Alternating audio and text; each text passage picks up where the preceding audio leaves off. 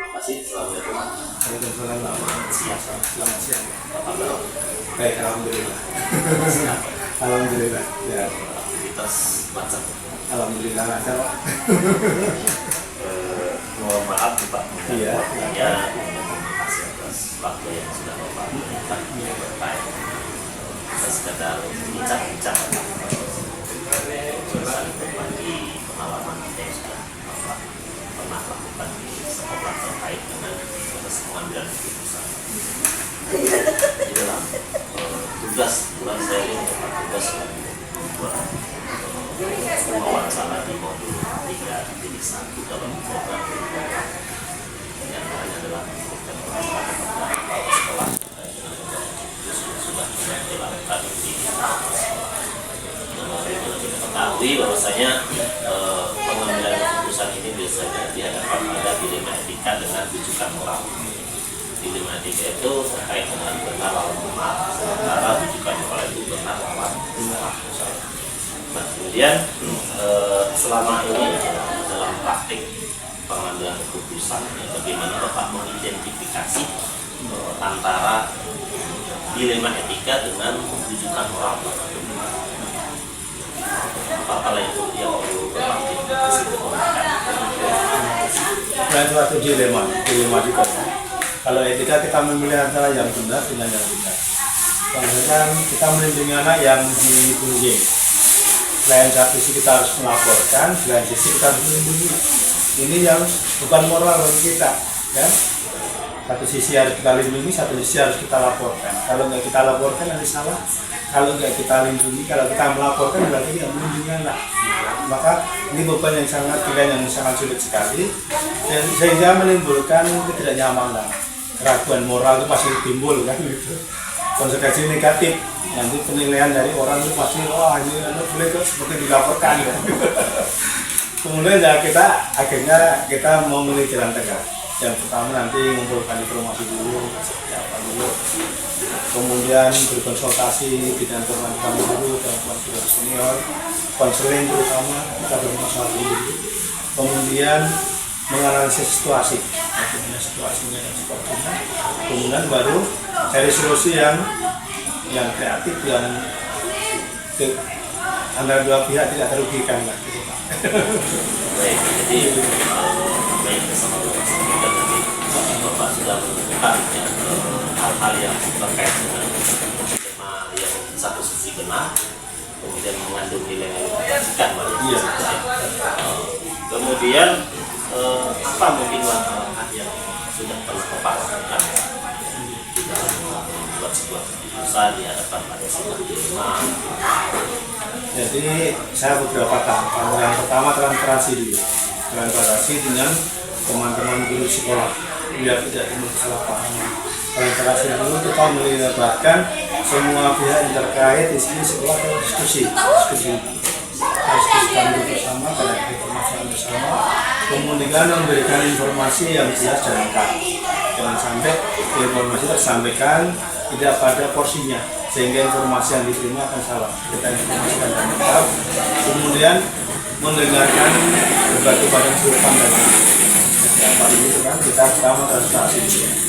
Kemudian kita cari keadilan dan keadilan yang kita cari itu mempertimbangkan semua pihak secara adil. Jadi kita semua pihak kita anggap adil semua. Kita berpihaknya adil karena kita akan memutuskan yang dilema tadi kan, kita harus adil.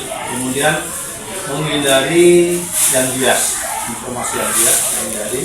Kemudian mencari yang akhirnya kita akan mencari solusi yang menguntungkan semua pihak, gitu kan.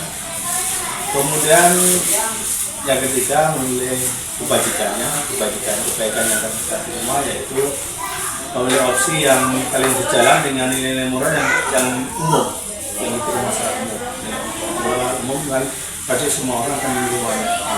Kemudian menjunjung tinggi integritas dan tanggung jawab, ini yang penting sekali. Karena kalau kita tanggung jawab semuanya, kita tidak semena-mena membocorkan kita sama maunya, gitu kan. Kemudian mementingkan kebaikan bersama. Jadi kita nanti kita gunakan kebaikan bersama untuk yang beban bagi anak, bagi kita, bagi guru, dan semuanya akan terlindungi gitu. Nah, kemudian bagaimana mungkin Bapak pernah ada sebuah kasus atau permasalahan yang melahirkan antara benar dengan salah, atau hal ini bisa dikatakan sebagai rujukan moral? Iya.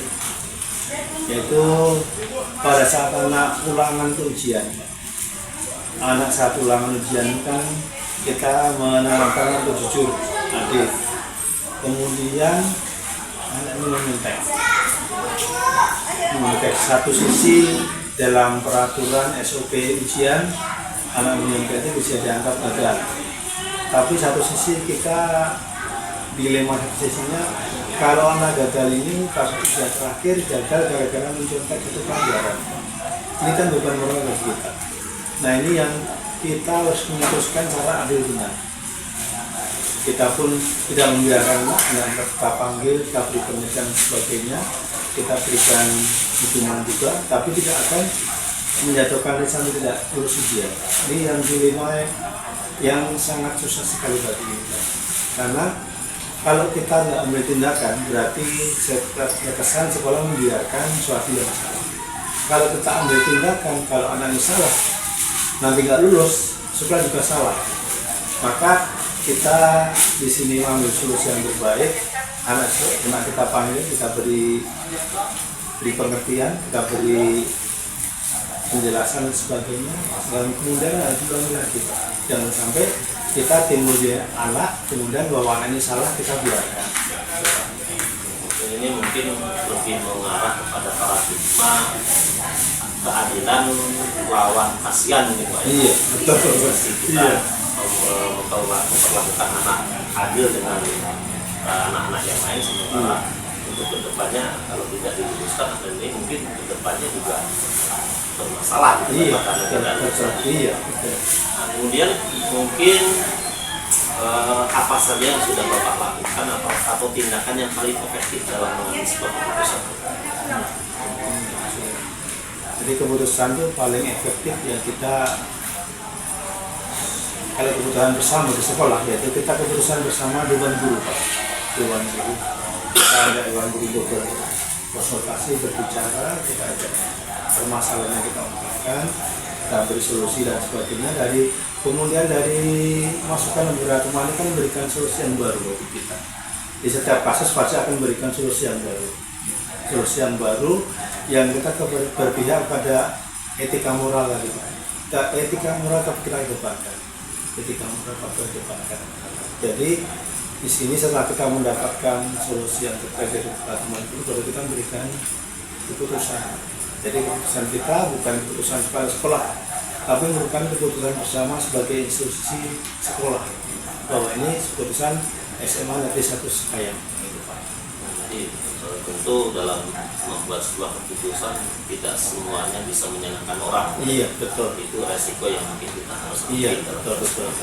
Iya. Nah, kemudian tantangan apa Pak kira-kira yang paling berat membuat sebuah keputusan? Buat keputusan yang berat itu Pak, kita saat kita meminta pendapat teman. Pendapat teman itu yang paling berat, padahal kita harus memutuskan bersama, tapi pendapat itu tidak satu. Pro kontra itu pasti ada, kan? Pro kontra itu pasti ada.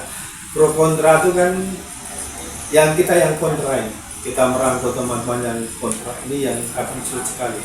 Yang kadang meskipun kita berikan nanti nggak usah bocor dan sebagainya, akan bocor ke orang-orang yang kontra ini.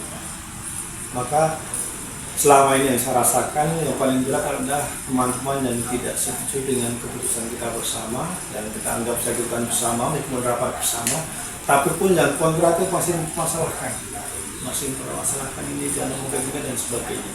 Ini yang kadang membuat hati kita nggak nyaman. Nah, kemudian dalam proses pengambilan keputusan itu kan tidak serta-merta mungkin harus hari itu juga. Iya. Ada nggak kira-kira Bapak mencantumkan supaya keputusan yang diambil itu bisa menjadikan representatif keputusan bersama? Iya. Memang keputusan lah kita rapat, kita nggak bisa memutuskan itu. Kita dulu diamkan dulu beberapa hari, kita lihat dulu gejolak teman-teman. Kalau memang gejolaknya itu tinggi, keputusan kita rapat lagi sekali lagi. Kalau memang nggak ada gejolak, langsung kita putuskan. Tapi kalau jika ada gejolak, kita putuskan rapat lagi intern teman-teman yang senior pertama, kemudian teman-teman yang kontrak kita ada bicara omong lagi. Kita berikan alternatif seperti ini untuk memberikan solusi yang terbaik. Karena kalau kita ada suatu masalah harus putuskan.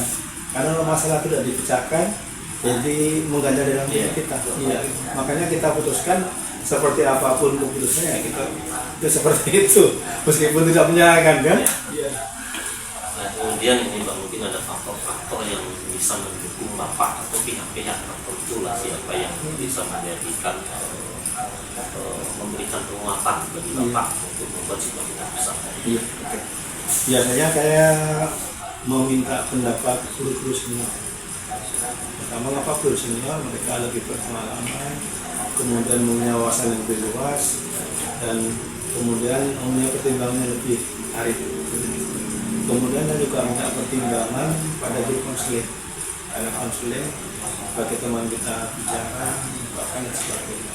Jadi kedua guru senior dan teman PK konseling ini yang saya ajarkan aja untuk ngajak omong, untuk ngajak gimana memecahkan suatu masalah di sekolah. Jadi harus ada kolaborasi. Iya betul. Kolaborasi kira-kira orang-orang yang bisa memberikan pemahaman kepada yang lain. Misalnya keputusan itu merupakan keputusan bersama dan diambil mungkin keputusan yang paling sedikit resikonya. Iya betul. Memang sebetulnya sebuah keputusan itu tidak bisa memuaskan semua. Iya betul. Dari apa yang sudah Bapak ceritakan, kemudian sudah Bapak alami, pengalaman atau pembelajaran apa yang Bapak dapatkan dari semua yang sudah Bapak lakukan? Jadi yang paling pertama ya Pak, yang pertama adalah informasi Pak. Kita memberikan informasi yang jelas dan yang benar. Yang kedua, kemudian kita diskusi, kemudian setelah kita mencarikan solusi, baru kita memutuskan masalah. Solusinya apa, baru kita memutuskan masalah. Jadi dari masalah sekolah yang krusial, kita tidak bicara, tidak memutuskan sepihak. Kita melibatkan Bapak Ibu Dewan Guru dan staf sekolah untuk memutuskan satu masalah di sekolah. Kita cari solusinya, kita ada diskusi, kemudian setelah selesai kita coba cari solusi, baru kita memutuskan suatu masalah sekolah. Jadi keputusannya bukan keputusan subjektif kepala sekolah, tapi keputusan objektif, keputusan sekolah. Setelah dalam proses pengambilan keputusan, pernah nggak Bapak itu melakukan refleksi? Ternyata apa yang sudah saya lakukan kira-kira pada poin yang mana yang kurang dan sebagainya. Iya Pak, refleksi ini penting sekali Pak. Setelah suatu kegiatan dan keputusan saya ambil, saya akan memberikan refleksi sama mana plus minusnya keputusan yang saya ambil, di mana minusnya, di mana plusnya dan sebagainya. Saya refleksikan Pak. Tujuannya agar nanti jika ada suatu masalah nanti depannya dia akan muncul lagi, mengurangi yang negatifnya, tidak minimalisir gitu kan. Kita lebih kedepankan yang baiknya dulu. Oke, baik Pak. Jadi mudah-mudahan apa yang Bapak sampaikan, Bapak lagi kiranya bisa menjadi pengalaman buat saya. Kedepannya bagaimana nanti di lingkup yang lebih kecil dulu, bagaimana saya membuat sebuah keputusan di dalam kelas. Begitu banyak keputusan yang diambil terkait dengan kegiatan pembelajaran. Baik Pak, terima kasih. Sama-sama. Oke, sama-sama. Kita bisa berbicara masuk pada anak. Oke, siap-siap. Semoga setelah kita menjadi lebih baik. Amin. Terima kasih. Assalamualaikum. Waalaikumsalam warahmatullahi wabarakatuh.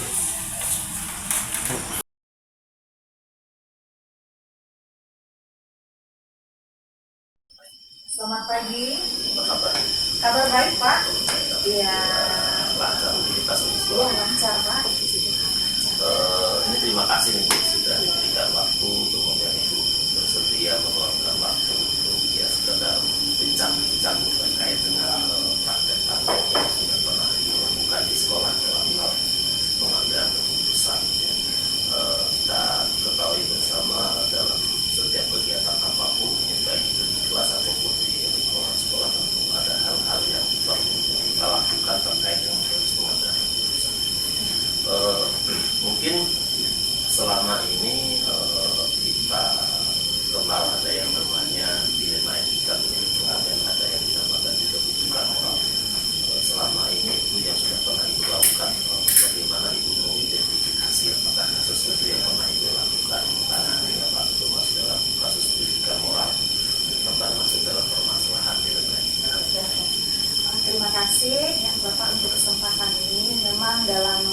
beberapa bulan ini dalam saya memimpin SMA Negeri 2 saya ini, tentunya dua hal ini pasti akan saya temukan, baik itu ketika mendapatkan rujukan moral ataupun dilema etika. Tetapi dalam hal ini tentunya kita harus berpikir sebagai seorang pemimpin, apa yang harus kita lakukan ketika menghadapi rujukan moral dan dilema etika ini. Nah, tentunya kita harus memprioritaskan apa yang menjadi pola pikir utama tentunya untuk kebaikan sekolah ini tentunya. Jangan kita dalam menghadapi misalnya sebagai contoh dilema etika lalu kita mengorbankan etika yang benar-benar harus kita pertahankan. Jadi begitu juga ketika kita menghadapi rujukan moral, lalu kita mengarah ke arah tersebut, lalu kita juga mengabaikan nilai-nilai yang ada.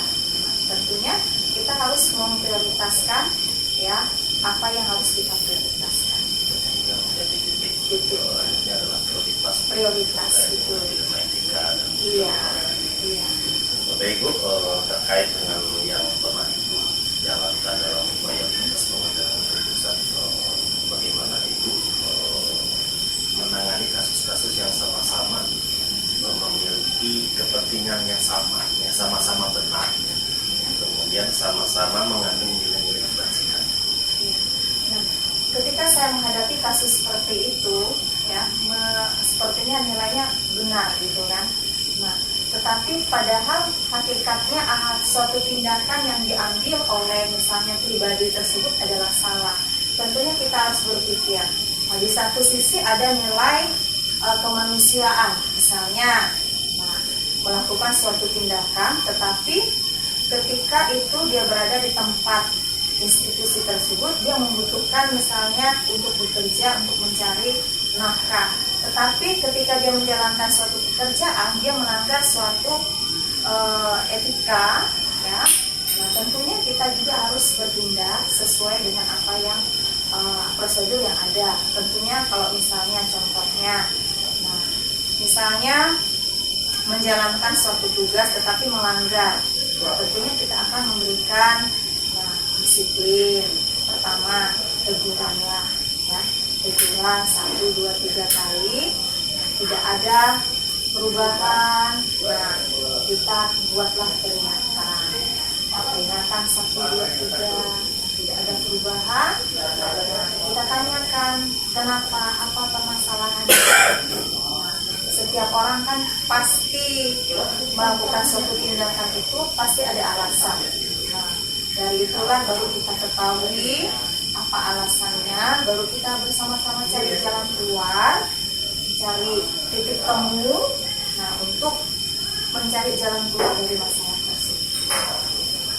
Jadi terkait dengan nilai-nilai kebijakan kebajikan moral yang terkait dengan dilema etika antara benar dengan benar, dan artinya dilakukan juga boleh, memilih satu juga boleh, memilih ini juga boleh, tergantung etika yang kita pilih dari poin-poin tersebut, poin mana yang paling resikonya paling rendah gitu ya. Tapi mungkin Ibu bisa menceritakan yang pernah Ibu tangani kasusnya seperti apa kira-kira Ibu dihadapkan pada pilihan misalnya antara keadilan dan kasihan. Keadilan kasihan ini kan etika dilema etika ini kan benar dengan benar, permasalahan benar dengan benar. Kalau bukan moral kan benar dengan salah jelas, kita harus pilih yang benar. Tapi untuk yang kasus yang ini antara benar dengan yang benar. Contohnya seperti apa? Kalau selama ini saya memang belum pernah menemukan yang ini kasus yang benar dengan benar. Karena sepanjang ini beberapa bulan ini yang sering saya temukan ini benar dengan salah. Jadi memang sementara ini memang belum pernah saya temukan antara benar dengan benar ini. Jadi kalau untuk kasus yang benar salah, beberapa kasus memang saya temukan. Jadi kita cari jalan keluarnya seperti apa, penanganannya seperti apa, dan nanti kita berikan memberikan kesempatan untuk berbenah diri, untuk refleksi diri, introspeksi diri. Dalam pengambilan keputusan itu ada langkah-langkah untuk prosesnya tentunya itu tadi yang seperti sudah saya katakan tadi, lakukan pemanggilan ya 1, 2, 3 kali tentunya. Nah, kemudian kita tanyakan dulu apa yang menjadi alasannya. Nah, kalau tidak ada perubahan lagi, nah kita buat surat teguran, teguran 1, 2, 3. Nah, tidak ada lagi perubahan, tentunya kita panggil lagi. Nah, bukan hanya saya sendiri, mungkin bisa melibatkan teman sejawat juga, ataupun dari komite juga. Jadi untuk saling menasihati, menguatkan. Mungkin ada nggak hal-hal yang Ibu anggap paling efektif di dalam menangani kasus-kasus yang berkaitan dengan etika? Yang paling efektif itu yang saya temukan itu ya tentunya kita itu yang mencari tahu. Yang efektif itu mencari tahu. Terkadang kita langsung memvonis suatu tindakan, langsung memberikan tindakan tanpa memberikan kesempatan kepada orang tersebut untuk bercerita. Nah, untuk kita mengetahui apa permasalahannya. Nah, kalau kita sudah tahu permasalahannya, pasti kita bisa memberikan jalan keluar.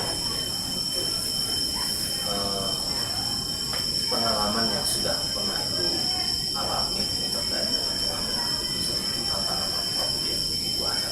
Tantangan, ya tantangannya pasti ada. Yang pertama, terkadang sikap yang merasa bahwa apa yang kita lakukan itu ya tidak benar. Nah, pasti ada. Nah, ketika kita melakukan pemanggilan, nah seolah-olah wah, apa yang tindakan yang apa kita lakukan ini tidak benar. Padahal langkah kita adalah supaya kita mengetahui apa permasalahannya. Nah, kalau kita panggil kan tentunya kita mau cari tahu nih. Nah, apa permasalahan yang dihadapi? Kalau kita tidak melakukan pemanggilan langsung berupa teguran, surat dan sebagainya, tidak langsung tatap muka, nah kita kan tidak akan tahu. Nah, seperti itu. Dalam proses pengambilan keputusan itu kan, apakah Ibu melakukan dengan pada saat itu juga mengambil keputusan atau dijadwalkan hari tertentu? Iya, prosesnya tentunya dijadwalkan, ya. Nah, pemanggilan itu kan paling tidak misalnya dari pertama pemanggilan dikasihlah jeda waktu misalnya 1 minggu, nah nanti pemanggilan berikutnya. Nah, sehingga ini ada proses untuk seseorang tersebut mengoreksi diri. Tentunya kita ini kan harus bisa mengoreksi diri. Ya, tidak semuanya kita ini ya akan baik-baik saja, pasti akan mengalami. Ketika kita merasa kita tidak baik, kita akan mengoreksi diri agar menjadi lebih baik. Dalam proses pengambilan keputusan ini kan tidak sendiri Ibu ya, yang mungkin ada faktor-faktor atau seseorang yang sering membantu Ibu. Ya, tentunya biasanya rekan-rekan membantu itu ya waka-waka ya, baik waka kurikulum, kesiswaan, waka satgas, biasanya tentunya akan menolong saya juga menanyakan masukan-masukan dari mereka, dan bahkan juga tidak segan-segan dari masukan dari Bapak Ibu guru. Nah, tentunya ini yang harus kita dengarkan bersama-sama. Baik, dari pengalaman yang sudah Ibu lakukan, pembelajaran apa yang didapatkan dari keputusan tersebut? Pembelajarannya tentunya ada. Yang dulunya misalnya dalam hal kinerjanya tidak baik ya, bermalas-malasan, sekarang sudah menunjukkan kinerjanya semakin baik, disiplin tanpa harus ada atasan. Sekarang sudah paham ya, tidak mesti bekerja dilihat atasan baru rajin. Sekarang meskipun ada atau tidak ada, sudah ada kesadaran dari diri sendiri muncul. Iya, ada budaya positif dari diri sendiri. Masing-masing juga mungkin melakukan refleksi diri apa yang sudah dia lakukan sesuai atau tidak, bagaimana cara dia melakukan Iya, solusinya. betul.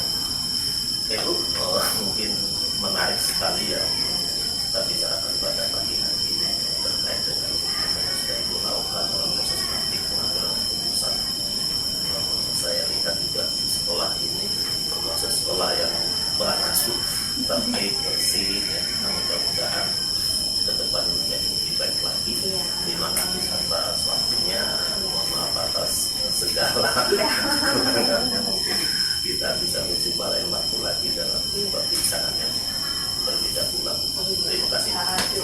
Selamat pagi.